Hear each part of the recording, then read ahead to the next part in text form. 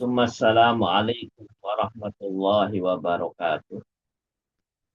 Innal hamdalillah nahmaduhu wa nasta'inuhu wa nastaghfiruh wa na'udzu billahi min shururi anfusina wa min sayyiati a'malina may yahdihillahu fala mudhillalah wa may yudlil fala hadiyalah.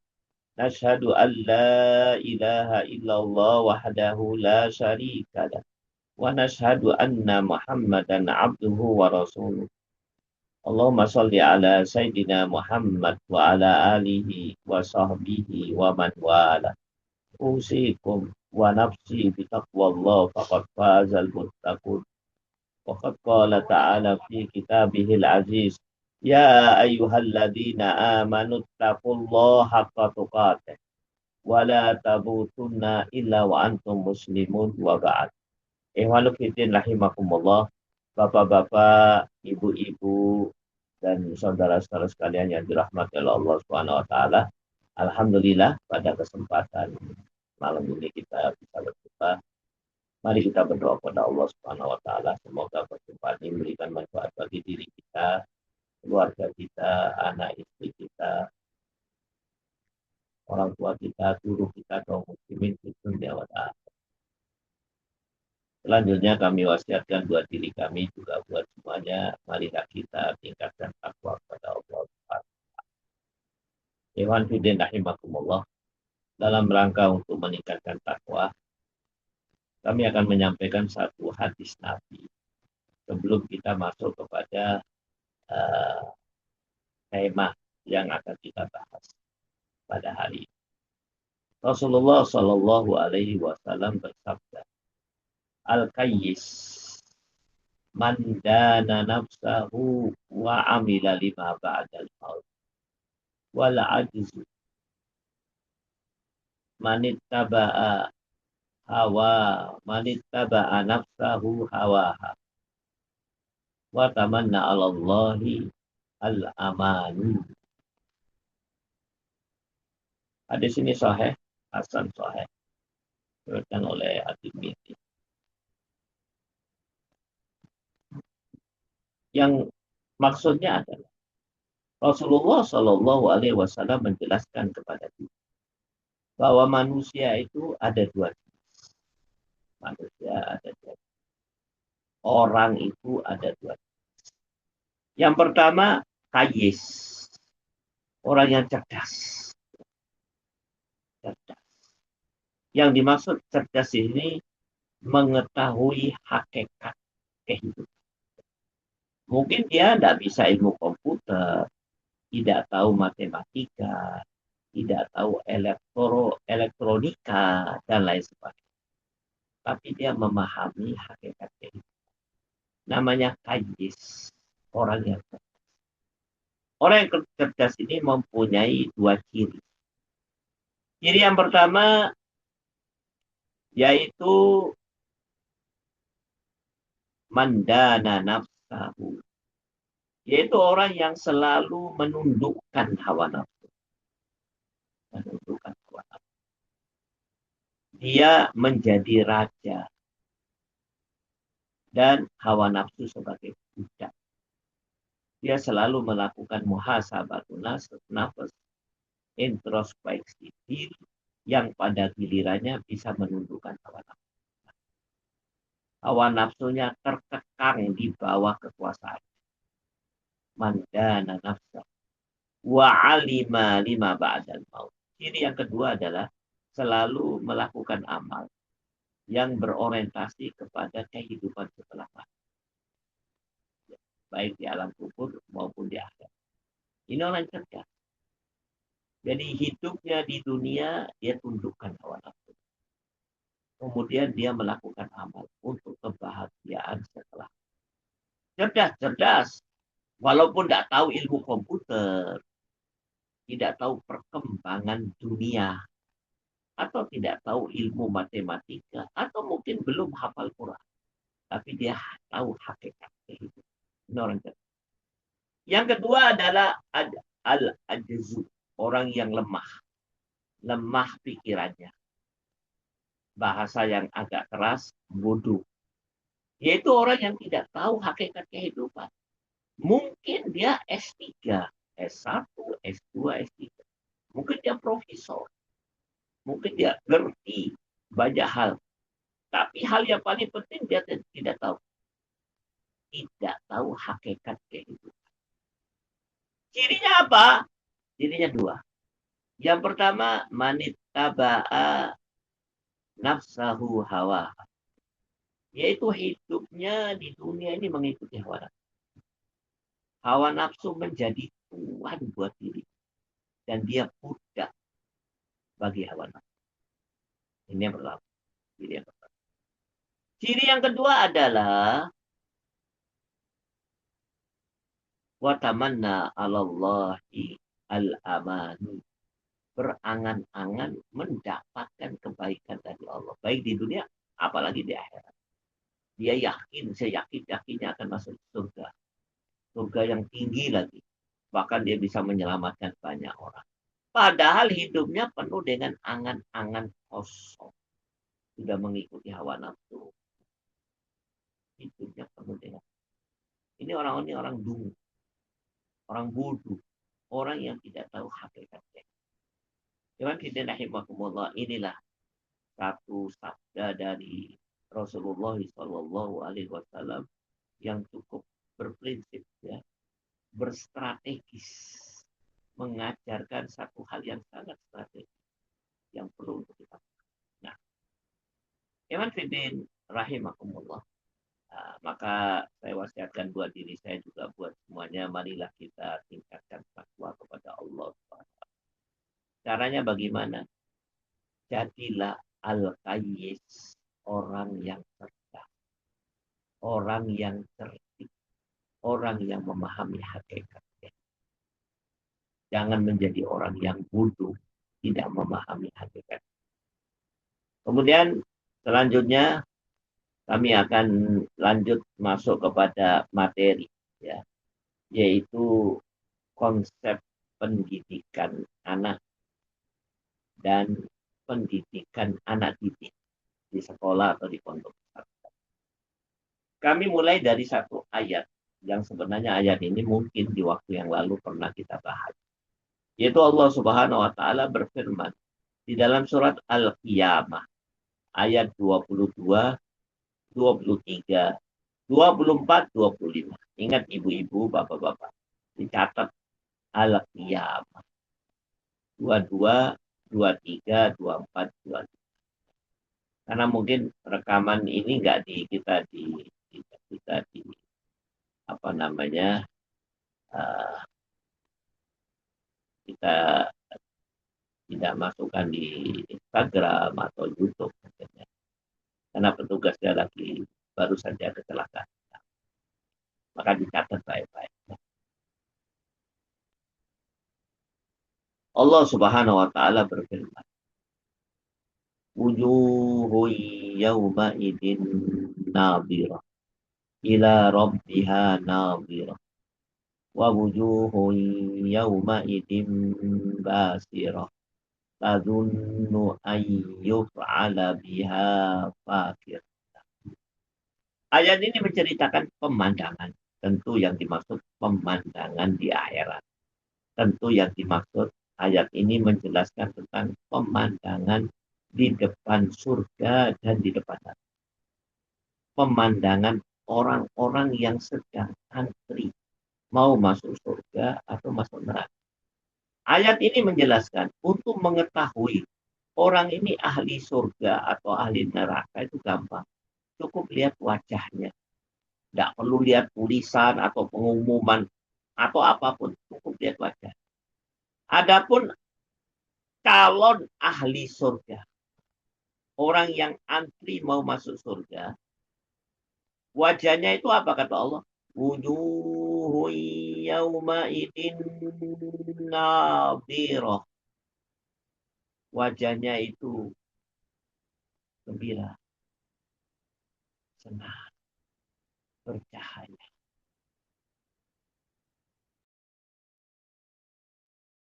Senang, bercahaya. Adapun ahli neraka wajahnya wujuhu yauma idin basirah. Wajahnya susah, sedih, stres. Susah S1, sedih S2, stres S3. Nah, jadi nampak dari wajahnya ketahuan. Ini calon ahli surga dan calon ahli neraka. Kenapa ahli surga ini wajahnya senang, gembira? Ila robbiha nadhirah. Karena dia yakin seyakin-yakinnya sebentar lagi akan mendapatkan puncak kenikmatan yang disiapkan oleh Allah di surga atau di jannah. Yaitu diberi kesempatan untuk melihat Allah. Jadi wajahnya senang.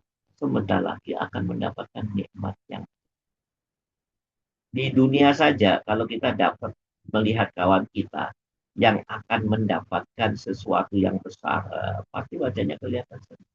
Atau yang akan menikah, atau mendapat hadiah, atau yang mau berangkat haji, wajahnya senang. Ini puncak kesenangan akan dia dapatkan. Pasti wajahnya amat sangat senang, gembira. Nah, adapun ahli neraka kenapa? Sedih, susah, nelongso, kata orang Jawa. Kenapa? Stres. Tadunnu ayyuh ala biha fakir. Karena dia yakin, seyakin-yakinnya. Karena sebentar lagi akan mendapatkan fakir. Apa itu fakir? Siksaan yang disiapkan oleh Allah di neraka buat ahli neraka. Siksaan itu dahsyat. Sedahsyat apa? Sedahsyat bisa menghancurkan tulang punggung. Melumatkan tulang punggung. Pak, Bu, tulang punggung ini organ yang paling keras, paling kuat yang dimiliki oleh manusia. Begitu dahsyatnya siksaan itu, tulang punggung kan hancur. Tulang punggung pun hancur.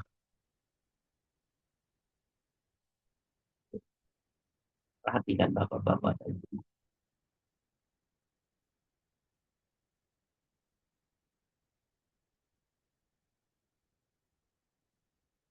Ewan dan rahimakumullah. Kita di dunia saja. Kalau melihat orang mendapatkan satu berita sedih. Apa wajahnya susah, sedih. Atau dapat musibah. Atau diberitahu nanti sebentar lagi akan terjadi sesuatu yang tidak menyenangkan. Wajah bisa payah. Ahli neraka sebentar lagi yakin seyakin-yakin bahwa dia akan mendapatkan puncak siksaan di neraka yang akan menghancurkan tulang seperti apa. Nah, Iman Fidel Rahimakumullah, ini ayat ini sebagai mukadimah untuk masuk kepada materi prinsip-prinsip pendidikan buat anak. Ya, dan prinsip-prinsip pendidikan buat anak di sekolah atau di pondok. Iman Fidel Rahimakumullah. Kenapa ahli neraka itu mendapatkan fakir, siksaan yang menghancurkan tulang punggung? Karena selama hidup di dunia, dia terkena 3 penyakit. Penyakit yang berbahaya. Tentu yang dimaksud bukan marodul jasad, sakit jasadnya. Oh bukan. Tapi yang dimaksud marodul kolok, sakit hati. Kalau sakit jasad, jantung, tipes, paru-paru, asam lambung, masuk ruangan ICU ya, atau di perban itu ringan karena marodul jasad, sakit jasad. Ini yang dimaksud marodul kolok, sakit hati. Apa itu penyakit? 3 penyakit yang berbahaya tersebut. Yang pertama, yang paling berbahaya asyirku wal kufur atau al kufru wasirku, kekafiran dan kesyirikan. Ini pertama, ya. Kekafiran dan kesyirikan. Yang kedua, an-nifaq, kemunafikan. Penting ya. Kemunafikan ini bahaya. Tampilannya Islam, tampilannya soleh, tapi dia tampilannya jujur, tapi dia adil. Tampilannya Islami, tapi kafir. Ini bahaya. Allah Subhanahu wa taala berfirman di dalam surat Al-Baqarah ayat 10.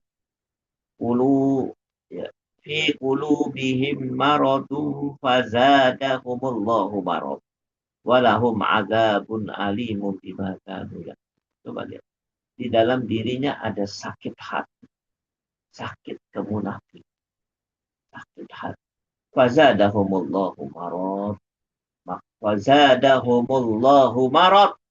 Maka Allah akan menambah dengan dua penyakit. Satu, penyakit hati lagi. Penyakitnya hati, penyakit hati lagi. Yang kedua, penyakit hati. Dari ayat ini, para ulama mengambil satu kesimpulan. Sakit jasad itu salah satu sebab utamanya yang ada sakit. Dan itu sudah dibuktikan oleh penemuan kedokteran zaman modern. Bahwa banyak sakit-sakit yang menimpa jasad seseorang diakibatkan oleh hatinya yang sakit. Rohaninya sakit.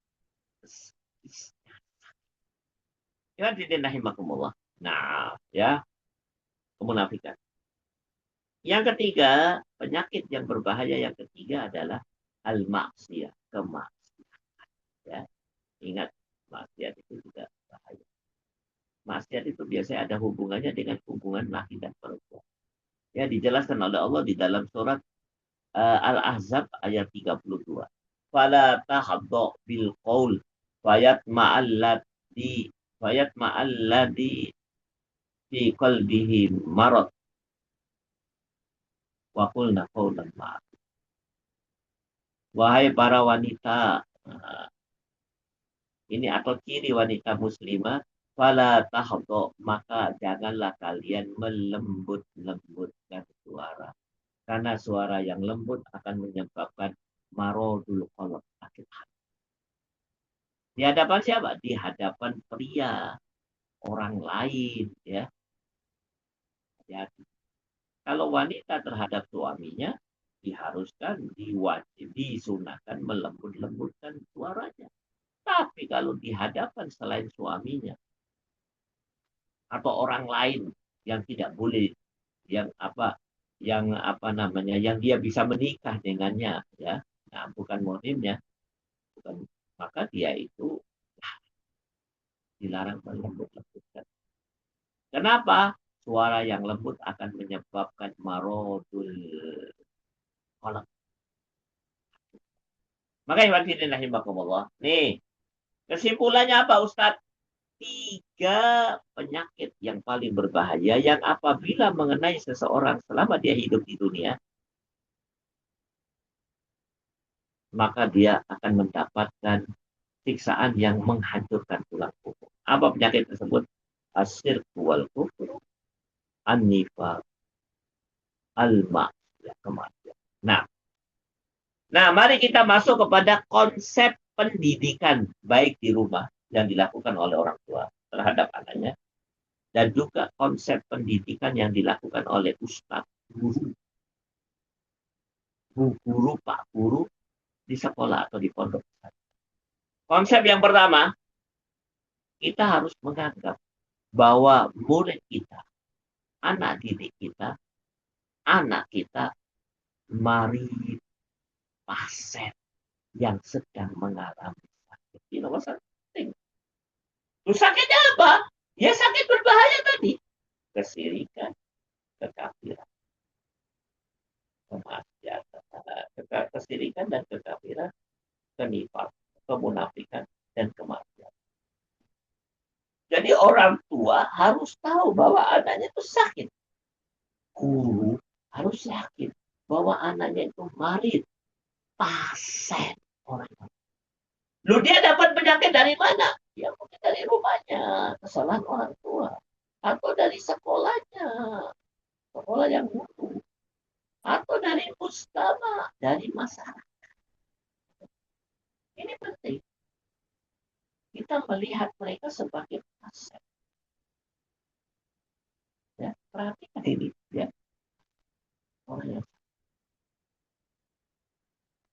Konsep yang pertama. Penyakit apa? Bukan jantung, bukan tipes, bukan asam lambung, bukan. Yang lebih berbahaya. Kekafiran atau kemunafikan. Kita letakkan dia sebagai penyakit yang paling berbahaya. Yang kalau dibiarkan nanti di akhirat akan mendapatkan siksaan yang akan menentukan. Konsep yang pertama. Konsep yang kedua, ini penting. Kita harus menganggap diri kita, tabib, dokter. Siapa itu? Orang tua, bapak, ibu menganggap dirinya tabib. Guru, ustadz, ustazah menganggap dirinya tabib. Dari siapa? Ya pasien anak-anak kita itu. Atau murid kita. Penting ini. Ya. Berarti terapi kita terapi apa? Terapi pengobatan. Dari siapa? Dari kita sebagai dokter terhadap dia murid kita sebagai pasien. Al-marid bahasa Arab. Tabib, dokter. Marid, pasien. Nah, dokternya siapa? Bapaknya, ibunya kalau di rumah. Gurunya, bu gurunya kalau di sekolah. Ustadz, ustazah kalau di pondok pesantren. Pasiennya siapa? Murid atau anak. Konsepnya ya kita agak percepat, ini penting ini. Kemudian konsep yang ketiga, konsep pendidikan di rumah dan di sekolah. Rumah atau sekolah adalah al-mustaswa. Nah, kalau diartikan dalam bahasa Indonesia, mustaswa ini rumah sakit. Sebenarnya kalau diartikan dengan arti yang benar, berdasarkan kata dalam bahasa Arab, al-mustaswa itu rumah sehat. Rumah apabila dimasuki oleh seseorang, dengan izin Allah dia akan sehat. Bukan rumah sakit.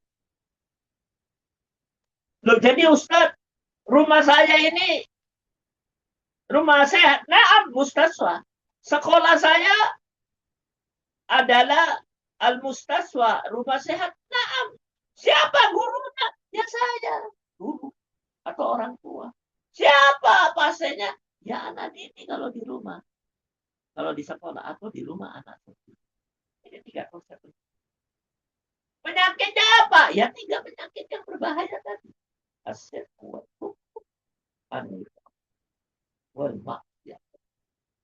Dia dapat penyakit dari mana? Ya dari mana saja. Dari orang tuanya, dari kawannya, dari masyarakat, dari kawan, hati-hati.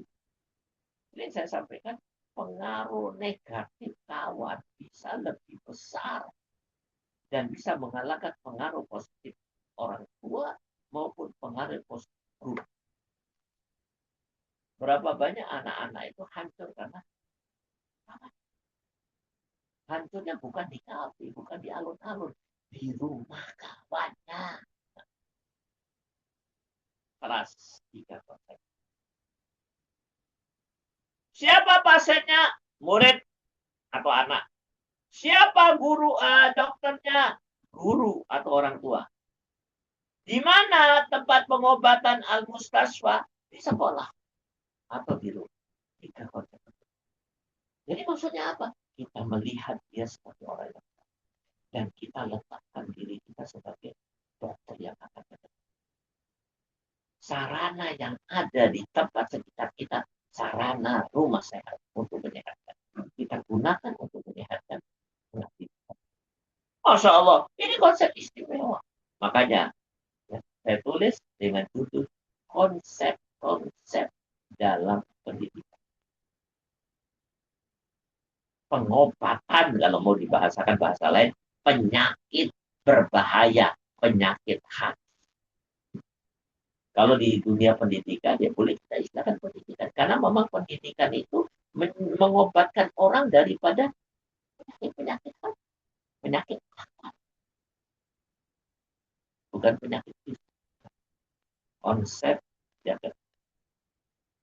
Nah, konsep yang keempat. Nah, 3 sarana yang selalu digunakan oleh tabib untuk menyembuhkan al-marid.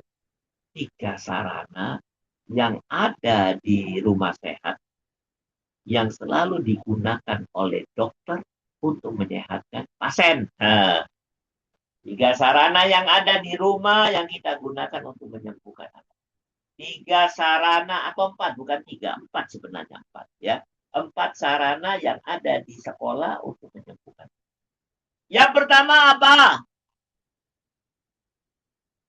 Ini penting.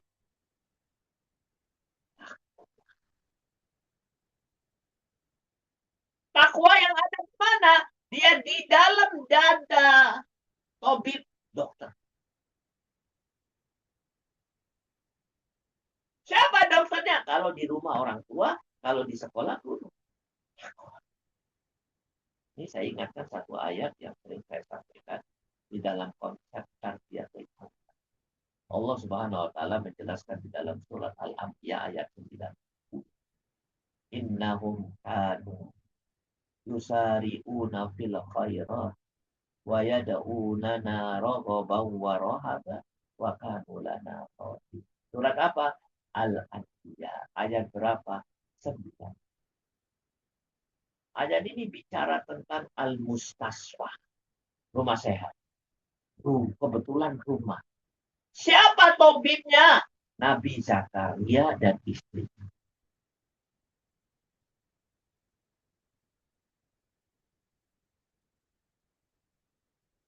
Siapa pasiennya? Anaknya. Siapa anaknya? Nabi Yahya. Dan apa hasilnya? Anaknya sehat, Nabi Yahya.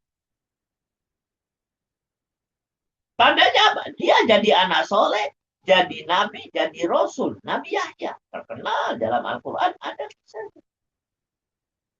Kenapa dia sehat? Karena topiknya Nabi Zakaria dan istrinya punya sarana yang paling utama. Semuanya tandanya tiga. Innahum kanu yusari'una fil khairat. Mereka bersegera melakukan. Hari ini paham, hari ini diamalkan. Hari ini tahu, hari ini langsung diamalkan. Tidak ada kesenjangan antara paham dan saya ulang kembali ini. Yang kedua adalah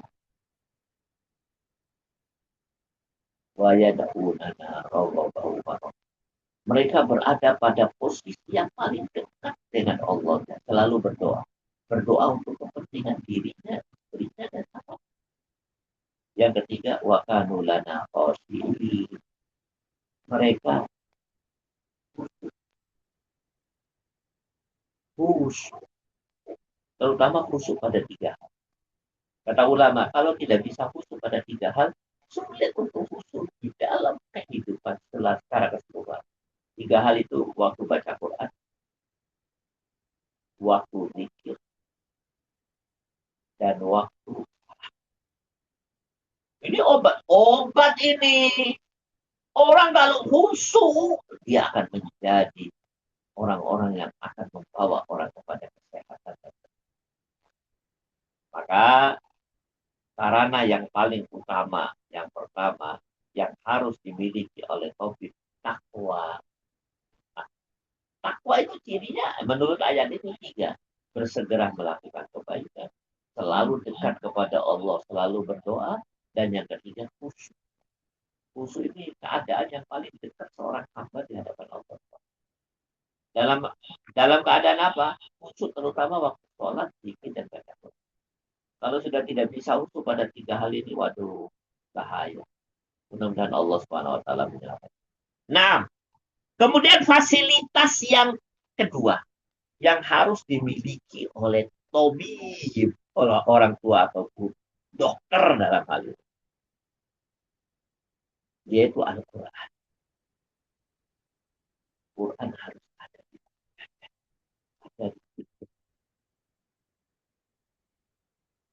pada kajian terdahulu kita sudah membahas satu ayat. Allah Subhanahu wa taala berfirman di dalam surat Yunus.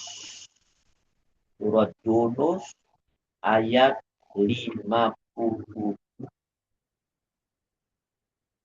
yang bunyinya A'udzubillahi minasyaitonirrajim. Bismillahirrahmanirrahim.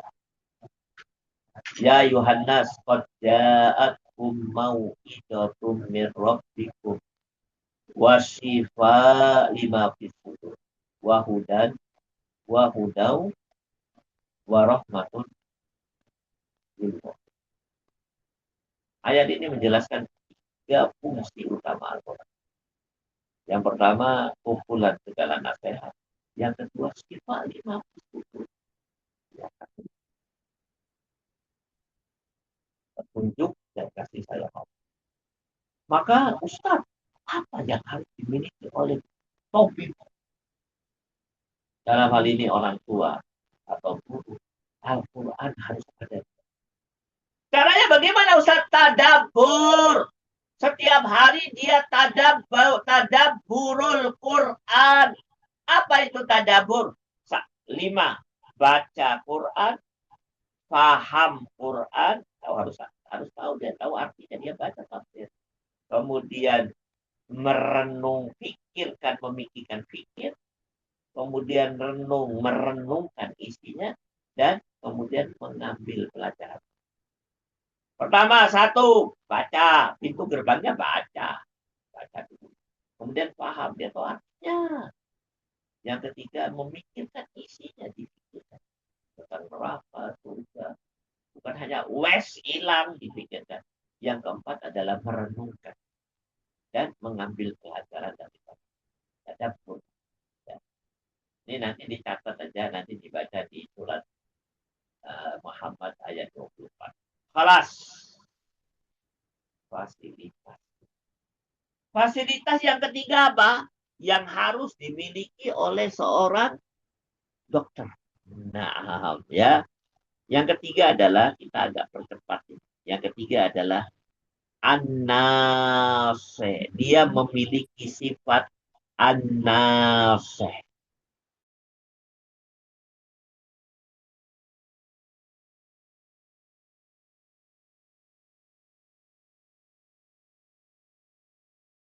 Kebenaran dari kebenaran yang dia dapatkan dari Al-Quran dan hadis atau penjelasan ulama, dia sampaikan.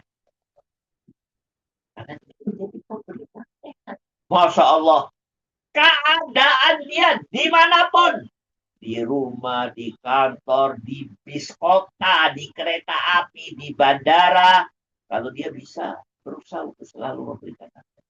Baik dengan kalimat yang sederhana atau Allah.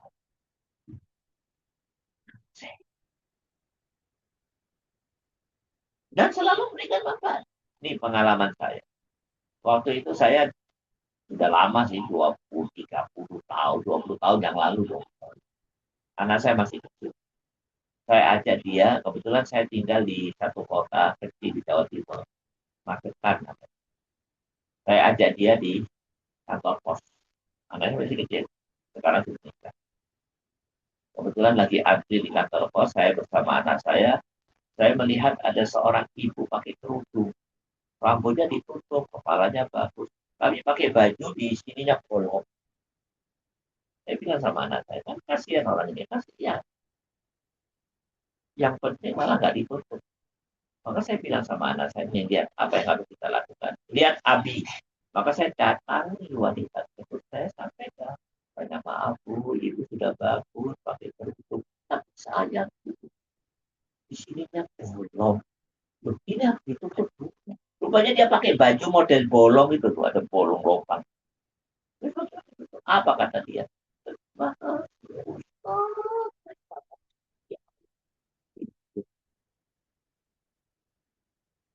Kalau kita tidak beritahu dia. Nah, ini saya sedang menunjukkan kepada anak saya bahwa saya sedang naseh memberikan manfaat.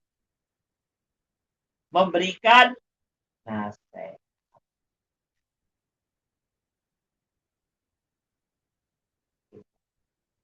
Ikhwan fillah rahimakumullah. Nah, pernah pada satu waktu saya jalan sama murid saya dari Magetan ke Surabaya. Kita waktu itu berhenti di rest area. Ya, musola kita sholat. gantian sholat ya, karena tempat sholatnya sempit kecil. Maka setelah saya sholat dengan sebagian murid saya, kita melihat dari mobil itu ada orang wudhu di musola, wudhunya ini bajunya nggak diangkat, jadi menutup sikunya. Wudhu, saya bilang kasihan kalau nggak diberitahu. Maka saya datangin, padahal pakai baju takwa dia, pakai kopiah, saya bilang banyak maaf Pak. Wudhu seperti itu nggak sah. Kenapa Ustaz? Karena tidak mengenai siku.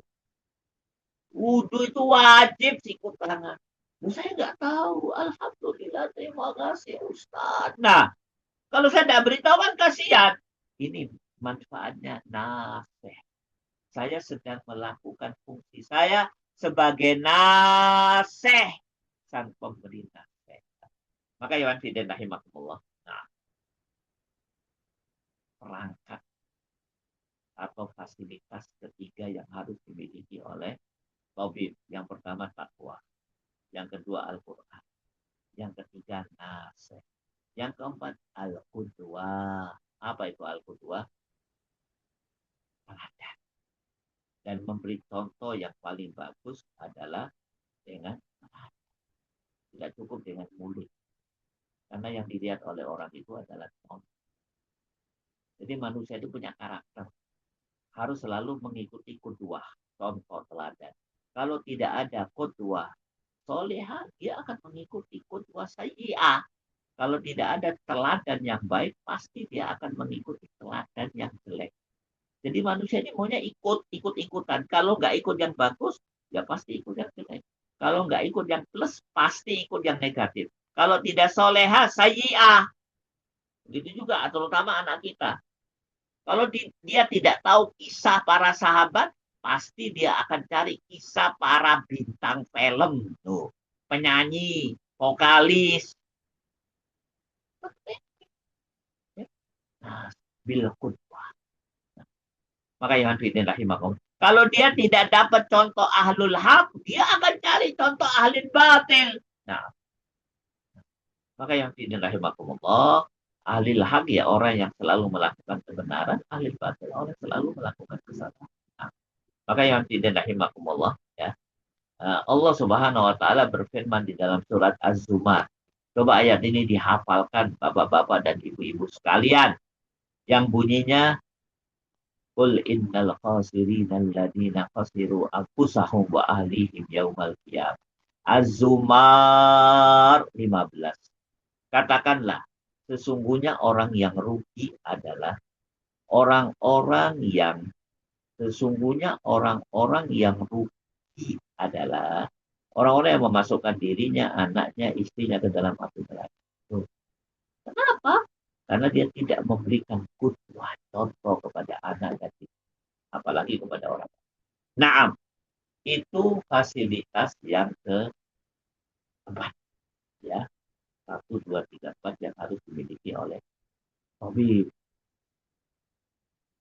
Ikhwan fillah rahimakumullah, ya, kami cukupkan dengan 4 konsep ini, ya. Sebenarnya masih ada yang lain, tapi kita cukupkan supaya tidak terlalu berat dan tidak terlalu banyak. Apa itu? Konsep pendidikan di rumah yang dilakukan oleh orang tua kepada anaknya. Atau konsep pendidikan di sekolah atau pondok pesantren yang dilakukan oleh guru, ustadz kepada anak. Apa saja itu? 1, kita jadikan anak didik kita, murid kita, anak kita sebagai al-marid.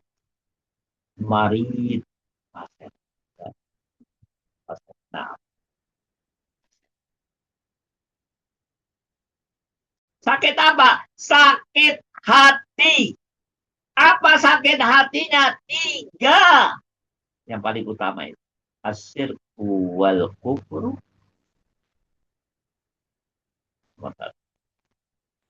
Yang kedua adalah an-nifaq.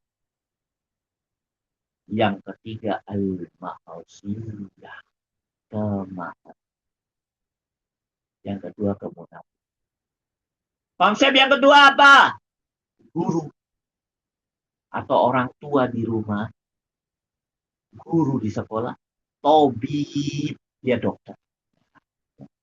Dokter itu fungsinya fungsi penyembuhan dengan itu. Terhadap siapa? Pasien, muridnya. Apa sakitnya? 3 penyakit tersebut. Dari mana dia dapat sakitnya? Dari masyarakat, dari kawannya, dari orang dekatnya, dari rumahnya mungkin. Mungkin dari orang tuanya. Berapa banyak orang tua yang selalu memberikan penyakit kepada anaknya? Asir wal kufru, anifak wal maksud. Nah, ini bukan rahasia lah. Kita tahu. Jangan-jangan kita juga mengidapkan penyakit berbahaya itu kepada anak kita. Naudzubillah. Naam. Konsep yang ketiga. Konsep yang ketiga.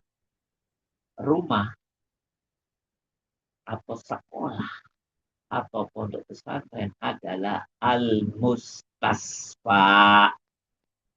Rumah. Kalau bahasa Indonesia rumah sakit. Ini istilah ini kurang tepat. Rumah sehat.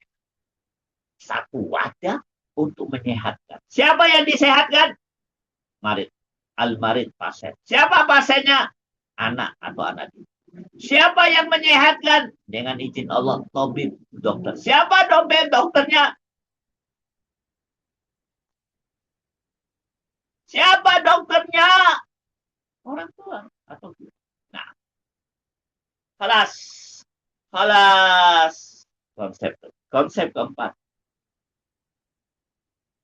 4 fasilitas atau perangkat ya, yang harus dimiliki oleh tabib supaya dia bisa memberikan fungsi penyehatan, pengobatan kepada pasien. Yang pertama takwa, dia harus ingat baik-baik dibaca nanti di rumah atau setelah kajian ini surat Yun, surat apa tadi?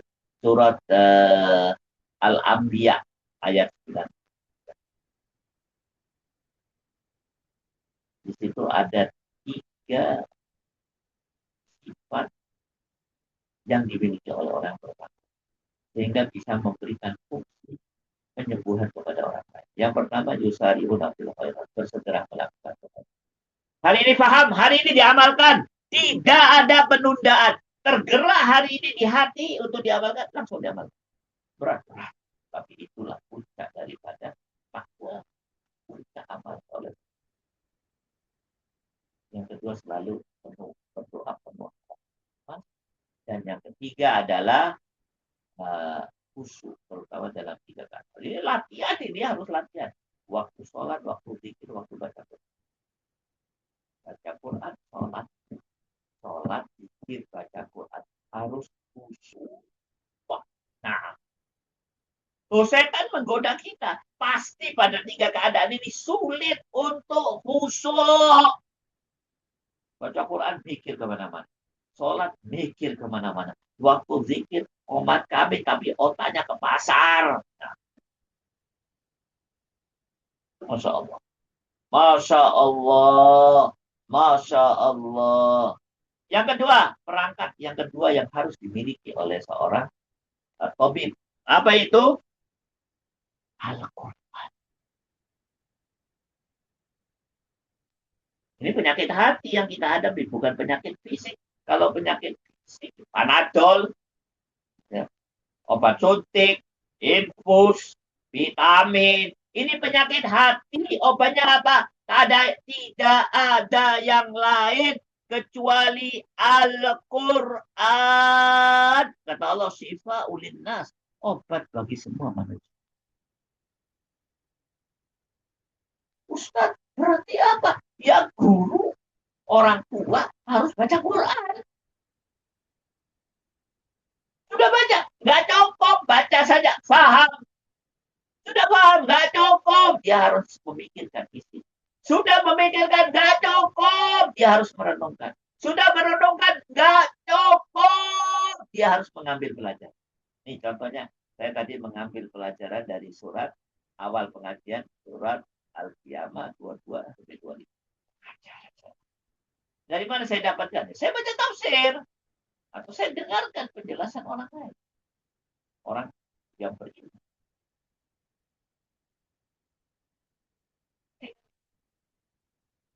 Banyak orang baca Quran. Nih, saya kemarin tadi pagi saya dapat pelajaran. dari seorang syekh di Saudi Arabia. Kebetulan datang ke Porto. Apa kata dia? Ingat, pembunuh Utsman bin Affan itu hafal Quran. Hafal Quran. Dia baca Quran. Bukan sekedar baca hafal Quran. Tapi dia tidak tadabbur. Tidak merenungkan isinya, tidak memikirkan, dan tidak mengambil pelajaran. Apa yang terjadi? Dia membunuh manusia di antara manusia terbaik di zaman itu. Manusia yang menjadi kekasih Rasulullah Utsman bin Affan. Nah, baca Quran, baca, hafal, tapi tidak paham, tidak tadabbur, tidak mengambil pelajaran. Serius. Loh Ustaz, bagaimana? Ya harus tadabbur, mengambil pelajaran. Anda tahu, sahabat Nabi itu pertama kali baca Quran bukan menghafal, bukan membaca. Mengambil pelajaran, baru kemudian mulai membaca, melancarkan tajwidnya, apa, menghafal. Tapi mengambil pelajaran, baru dia lancarkan. Sementara orang sekarang tajwidnya bertahun-tahun tapi tidak tahu artinya. Menghafal tapi tidak mengambil pelajaran. Serius ini. Ustaz, bukan saya meremehkan membaca. Membaca itu bagus. Tajwid itu wajib. Tapi memahami maknanya juga bagus. Nih, Imam Sya'bi menjelaskan. Orang baca Quran, 3 organ tubuhnya harus berfungsi. Kalau dia ingin mendapatkan manfaat yang maksimal. Yang pertama, lesan. Membaca dengan baik. Dengan tajwid, tahsin. Yang kedua, al-aql. Mengartikan apa yang diucapkan. Menafsirkan apa yang diucapkan oleh. Yang ketiga, al-qalb. Apa yang dilakukan oleh qalb. Ta'assur. Siap menerima nasihat. Makanya masih dia kasih waktu Allah. Sekali lagi, inilah persoalan yang penting. Kemudian selanjutnya, yang ketiga, maka si tabib harus berfungsi sebagai nasih, sang pemberi nasihat. Kepada siapa? Siapapun yang ada di hadapan. Ketemu istri, kasih nasihat. Ketemu suami, kasih nasihat. Ketemu anak, wajib memberikan nasihat. Di surat Luqman ayat 13. Wa huwa ya'idu. Luqmanul Hakim itu selalu memberikan nasihat kepada anak. Surat Luqman ayat 13. Ayat 13.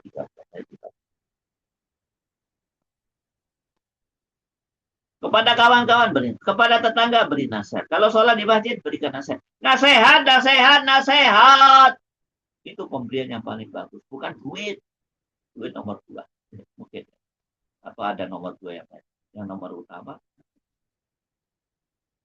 Dan kemudian yang terakhir adalah tidak cukup memberikan nasihat. Tapi harus ada sikap yang harus dimiliki oleh seorang tabib. Apa itu?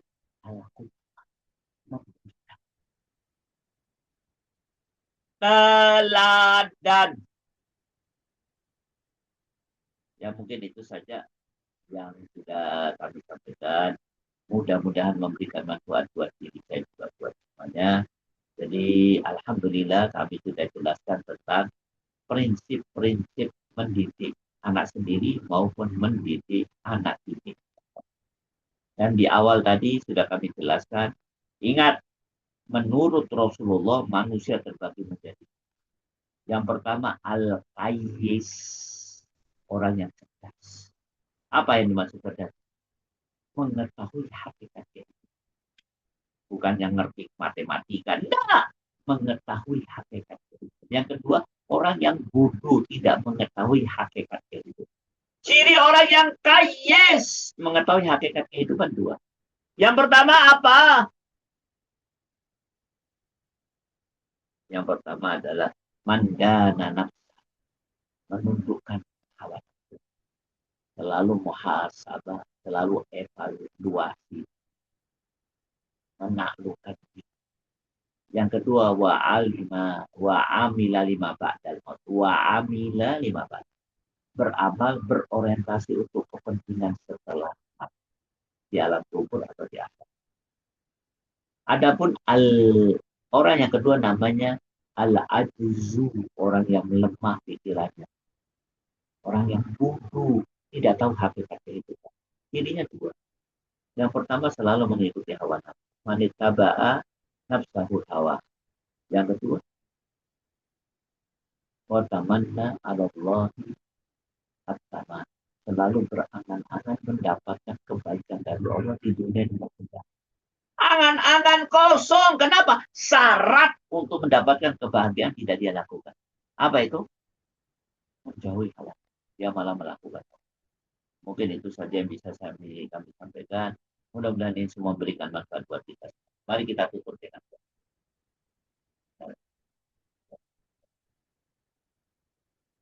doa dulu. Alhamdulillahirabbil alamin. Alhamdulillahirabbil alamin. Alhamdulillahirabbil alamin. Allahumma salli ala Muhammad wa ala ali Muhammad. Allahumma salli ala Muhammad wa ala ali Muhammad. Allahumma salli ala Muhammad wa ala ali Muhammad. Ya Hayyu ya Qayyum. Ya Hayyu ya Qayyum. Ya Hayyu ya Qayyum. Ya Dzal Jalali wal Ikram. Ya Dzal Jalali. Ya Dzal Jalali wal Ikram. Ya Dzal Jalali wal Ikram. Rabbana zalamna anfusana hamdalana Rabbana la tuzigh qulubana ba'da idh hadaytana wa hab lana min ladunka rahmah. Allahumma inna nas'aluka Allahumma arzuqna taubatan nasuha. Allahumma ya muqallibal qulub